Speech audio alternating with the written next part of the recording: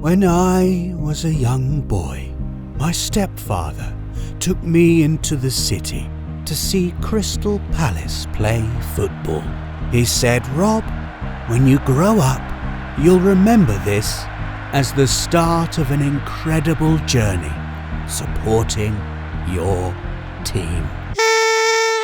Yes, it all went very wrong very quickly. I felt like a protagonist in an RPG. That works, doesn't it? You just wanted to wear your Palace shirt, didn't you? Yes. Just like supporting Crystal Palace, where you lose quite a lot of games of football, it must be really hard being an RPG protagonist, where your hometown gets destroyed and your childhood sweetheart is kidnapped or killed. At the start, they're all hopeful and wide-eyed and setting off on their adventures, thinking there's absolutely no way anything bad could possibly happen to them. They are the main characters, I suppose. But they forget epic gaming journeys need more than just a character with optimism and perfect hair. They need a tragic backstory as well. And RPG protagonists often have the most tragic backstories of all, where everything that can possibly go wrong does go wrong almost immediately. So here are 7 times everything went wrong immediately in RPGs. It is beautiful though, isn't it? Oh, will you put it down? Our first entry is the entire reason I've been thinking about things going wrong at the start of RPGs, the newly released and utterly brilliant Clair Obscur Expedition 33. If you're unfamiliar with the game, here's the premise. A mysterious being known as the Paintress awakens once a year to paint a number, causing every citizen of Lumiere who is that age or older to evaporate, Thanos style, in an event called the Gommage. Silver lining, you never have to worry about pensions.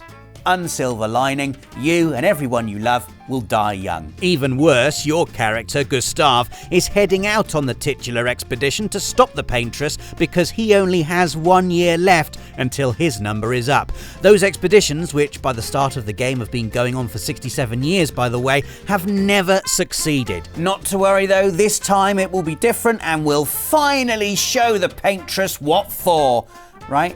Not exactly, and spoilers for the first hour of Expedition 33. The gang land on a mysterious beach determined to sock it to the Paintress and save the world, when what I can only describe as a kind of baroque fantasy version of the opening to Saving Private Ryan happens, and all but a handful of lucky survivors are completely annihilated by a mysterious figure with grey hair, helped by a load of terrifyingly lethal monsters. Not forgetting that Gustav, just hours before this, has witnessed the love of his life dissolve into nothing before his very eyes. A bad day at the office for Gustav, but unfortunately one very much in keeping with what happens to a lot of RPG protagonists right at the start of their games. I gave my Gustav a new outfit and haircut to cheer him up. There, everything's okay again. Final Fantasy X is entry 2 in this list of times everything went wrong immediately in RPGs, a game that cruelly offers main character Tidus a fleeting taste of the high life before sucking his world into pan-dimensional oblivion. You get to sign Blitzballs for adoring fans and play Blitzball for adoring fans. And there's some great music too. Sadly, it's the soundtrack to this, Sin, an apocalyptic entity that descends on the future utopia of Zanarkand and bends it out of existence. All the buildings, all the people, all the Blitzball gone. Tidus, with the help of the mysterious Auron, survives, waking up in a world where no one wants him to sign a Blitzball. Instead, they're kicking them at his head and rabbiting on about summoners and pilgrimages and that thing called Sin coming back every few years to constantly kill everyone. What a day for Tidus. Almost as if the whole thing was just one big horrible dream.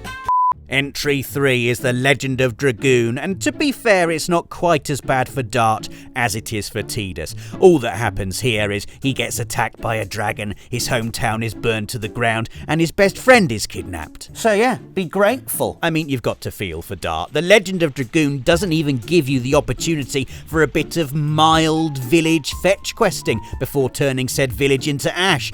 You know, you'd wake up and walk around your house and then stroll outside, everyone going about their day, and speak to the baker, who'd say something like, "Hello, Dart, you're young and main character-like. Could you go to the woods and fetch me this flour so I can make my special bread?" And you'd say, "Yes, of course." And off you'd go, level 1, swatting away wasps as a makeshift combat tutorial. And, there'd be calm, breezy music playing and, "No, dragon, fire, death, your girlfriend's gone." It's a baptism by fire in a very real way. As an audience, we see everything ripped away from us before we even know what everything is. Cue what's essentially an 80-hour rescue mission that also turns out to be one of my favourite RPGs of the entire PS1 era. Greatness is built on tragic foundations, as they say.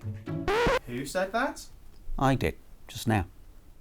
Entry number 4 on this list of things going wrong immediately in RPGs happens in Ni no Kuni: Wrath of the White Witch, a game whose introduction is simultaneously grounded, surreal, hilarious, and deeply moving. It's also flippin' gorgeous, with art created by the inimitable Studio Ghibli. You play as Oliver, who wants nothing more than to sneak out at night and test drive his friend Philip's new race car. And while I'm sympathetic of the young boy wanting to play with cool machines he is completely incapable of operating, who didn't as a child, it's not exactly filling me with confidence with regards to Oliver's life expectancy. Oh look, he's crashed it. This is my surprised face. Thankfully, you're pulled out of the wreckage by your mum, who, I might add, has the patience of a saint for not immediately giving you a rollicking for being such a muppet. But as you sit there, laughing at the sitcom-esque hijinks of it all, your mum keels over. And that's it. Seconds later, we're watching her give her final breath to Oliver as he desperately tries to shake her back to life. It's a rug pull that really does take the ground out from under you, only made harder by the game refusing to move away from this heartbreaking moment for what feels like an eternity. Poor Oliver. Why do these beautiful, wholesome things always have to start with your mum dying? The 5th time everything went wrong immediately in RPGs is in Fallout 4, which is kind enough to give you a few minutes of suburban bliss before the situation goes very south indeed. It's probably the most relaxing part of the whole game. You design your character, vibe to some tunes while Mr. Handy takes care of all the chores, maybe go and play with the little one. Lovely. But then the bombshell drops, both figuratively and literally, as the world tips over the brink of nuclear Armageddon, and you have to immediately evacuate to your nearest Vault-Tec shelter. All very stressful, but hey, you made it to safety before being hit by the explosion. Well, this is actually quite nice, isn't it? And they're going to decontaminate me. How thoughtful. Procedure complete. In 5. I'm sorry. Cryosleep? Vault-Tec, you slippery devils. You've done it again. Typical, isn't it? You spend ages stressing about burning in a nuclear war, only to unintentionally volunteer to freeze yourself forever. Well, at least you and your family are safe. I should really stop saying everything is fine. You've got to hand it to the dev team. They've taken an already terrifying event of biblical proportions and managed to make it even more devastating. Arguably, the worst part of all of this is that when you wake up, you have no idea how much time has passed. Your son could have been dead for decades, and you might never find out. Honestly, after all of that, fighting off death claws with a baseball bat feels like a flippin' holiday.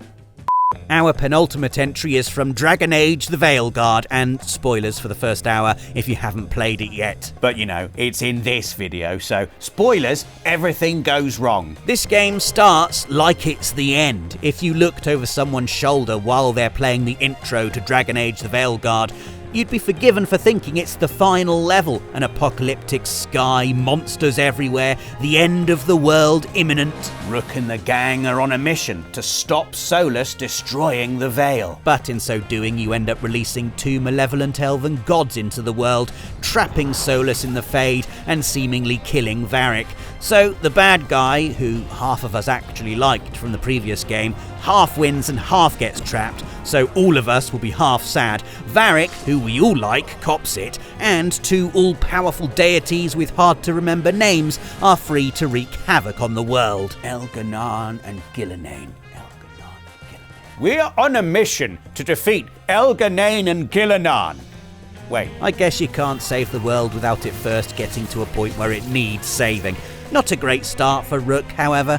I mean, look what you've done. The final time everything went wrong immediately in an RPG is actually a first for this list.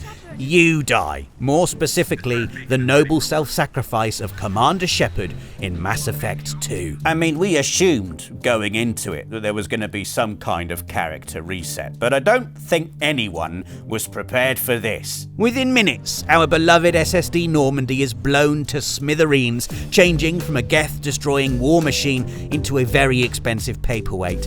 The resulting damage picks off the crew one by one with impressive explosions and some seriously brutal sound design. With support from the Alliance nowhere to be seen and the crew evacuated, Shepard runs through the flaming wreckage to save Joker from going down with the ship, only to go down with the ship themselves. The moral of this story: never help anyone. Okay, so being trapped on a destroyed starship is terrible, but at least your death will be swift, yes? Don't be silly. You just drift off with a punctured suit to suffocate and boil, alone, in the crushing empty void of space. I might have to watch a replay of when Crystal Palace lost 9-0 to Liverpool at this rate to cheer myself up. So that was 7 times everything went wrong immediately in RPGs. If you enjoyed this video, you should immediately give it a like and leave a comment before something goes wrong. And if you want to keep everything from going wrong, you should subscribe and hit the notification bell. Plus you'll get to keep up to date with everything PlayStation and see more videos like this every Friday. Thanks for watching, and we'll see you again soon. PlayStation